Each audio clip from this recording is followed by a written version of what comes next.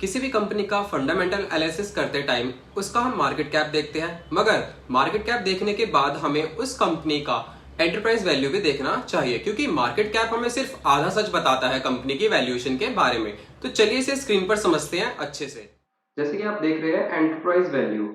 Enterprise value measures company total value, यानी enterprise value जो है कंपनी की टोटल वैल्यूएशन के बारे में बताती है। हमने पिछली वीडियो में देखा था मार्केट कैप के बारे में, वो भी वैल्यू के बारे में बताती है कंपनी की, बट इसमें क्या है, it's also calculate short term and long term debt and cash on the companies balance sheet. इसमें जो कंपनी के ऊपर डेट्स है, शॉर्ट टर्म है चाहे लॉन्ग टर्म है, और कंपनी के पास जो कैश पड़ा हुआ है उसका भी कैलकुलेशन होता है।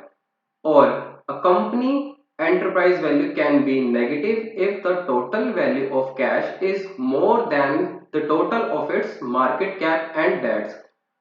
कंपनी का जो एंटरप्राइज वैल्यू है वो नेगेटिव भी हो सकता है, यानी कि अगर एंटरप्राइज वैल्यू जो है वो कैसे निकालते हैं, मार्केट कैपिटलाइजेशन में डेट को प्लस करें और माइनस करना है कैश। तो अगर कैश ही बहुत ज्यादा हो गया डेट से और मार्केट कैपिटलाइजेशन से, तो उसकी जो एंटरप्राइज वैल्यू है वो हमेशा नेगेटिव में शो होगी। चलिए अब देखते हैं how to find enterprise value. Enterprise value निकालते कैसे है, तो एंटरप्राइज वैल्यू का सिंपल फॉर्मूला है market capitalisation plus market value of debt, यानी कंपनी के ऊपर जो डेट है वो आप उसमें ऐड करेंगे मार्केट कैपिटलाइजेशन में, और माइनस करेंगे कैश एंड इक्विवेलेंट, जो भी कैश कंपनी के पास पड़ा हुआ है वो उसमें से माइनस करना है। तो ऐसे आप निकाल सकते हैं एंटरप्राइज वैल्यू। चलिए इसे एक एग्जांपल से समझते हैं। जैसे आप स्क्रीन पे देख सकते हैं कंपनी ए और कंपनी बी। कंपनी ए का जो मार्केट कैपिटलाइजेशन है वो है 1000, कंपनी के जो डेट है वो कितने हैं 500 है। तो इसकी एंटरप्राइज वैल्यू कैसे निकलेगी, मार्केट कैपिटलाइजेशन प्लस डेट, यानी 1000 प्लस 500 विच इज 1500। तो कंपनी की जो एंटरप्राइज वैल्यू है वो है 1500।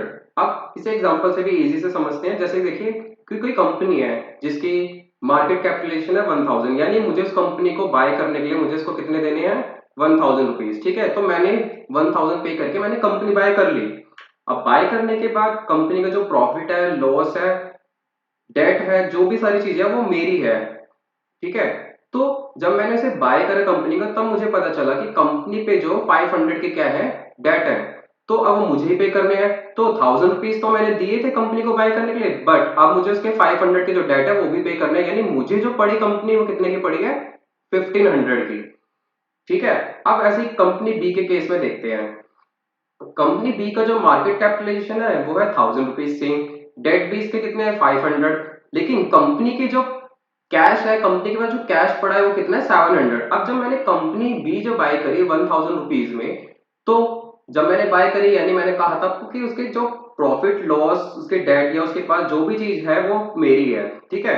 तो जो कंपनी के डेट थे वो भी मेरे हैं और कंपनी के पास जो कैश पड़ा है वो भी अब मेरा ही है।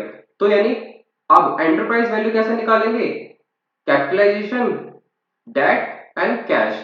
तो मार्केट कैपिटलाइजेशन प्लस डेट, ठीक है, माइनस कैश, जो कैश इसमें पड़ा है वो मेरा है। तो यानी जब वैल्यू निकल के आएगी वो कितने की आएगी 800 की, यानी वो कंपनी जो है जो मैंने बाय करी है मुझे 1000 की ना होकर 800 की पड़ी है। तो यही हमें एंटरप्राइज वैल्यू बताती है। तो इस तरीके से एंटरप्राइज वैल्यू आपको गलत डिसीजन लेने से बचाएगी और काफी बार अच्छे डिसीजन लेने में भी हेल्प करेगी। अब एंटरप्राइज वैल्यू जो है आपकी फंडामेंटल एनालिसिस के टाइम पर कैसे हेल्प कर सकती है वो देखते हैं। जैसे आप स्क्रीन पे देखते हैं तो फर्स्ट कंपनी, यहाँ पे दो कंपनी ली गई है, एक तो है बीएजी फिल्म्स एंड मीडिया लिमिटेड और दूसरी जो है एनबीसीसी इंडिया लिमिटेड। अब बीएजी फिल्म्स कंपनी का जो मार्केट कैप है वो 81.15 करोड़ और इसकी एंटरप्राइज वैल्यू जो है 116.88 करोड़। यानी आप देख सकते हैं मार्केट कैप अगर मुझे इसे खरीदना है तो मुझे 81 करोड़ रुपीस देने पड़ेंगे, लेकिन इसकी एंटरप्राइज वैल्यू क्या है 116। क्या है इसका मतलब यह है कि कंपनी के ऊपर जो है 36 करोड़ के डेट्स है, यानी अगर मैं कंपनी को बाय करता हूं तो मुझे ये बाय करने के बाद मुझे ये डेट भी लेने पड़ेंगे, यानी मुझे ये भी पे करने पड़ेंगे, ये डेट जो है वो मेरे हो जाएंगे। तो इस तरह से जो एंटरप्राइज वैल्यू है आपकी हेल्प करती है सही डिसीजन लेने में।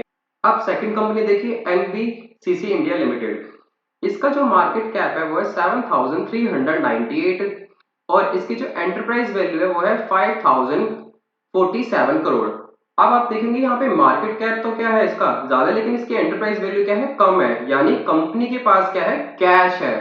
कैश कितना है, 2350 का। यानी इसमें क्या है, अब आपको फायदा हो जाएगा। यानी आपने कंपनी जो मार्केट कैप जो दिया इतना, इसकी एंटरप्राइज वैल्यू क्या है, कम है।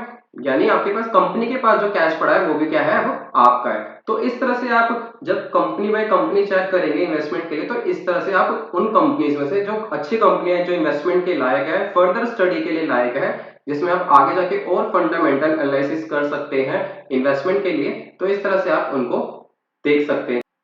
तो आई होप गाइस आपको जो है एंटरप्राइज वैल्यू का जो टॉपिक है क्लियर हो गया होगा। तो अगर आपको वीडियो अच्छी लगी है तो लाइक करें और चैनल को सब्सक्राइब करें। आपने जो सीरीज अगर स्टार्टिंग से नहीं देखी है तो आप टॉपिक 1 से स्टार्ट कर सकते हैं, तो आपको ज्यादा बेटर अच्छे से समझ में आएगा स्टार्टिंग से। और ऐसे ही इंफॉर्मेशन के लिए हमारे चैनल को सब्सक्राइब करें।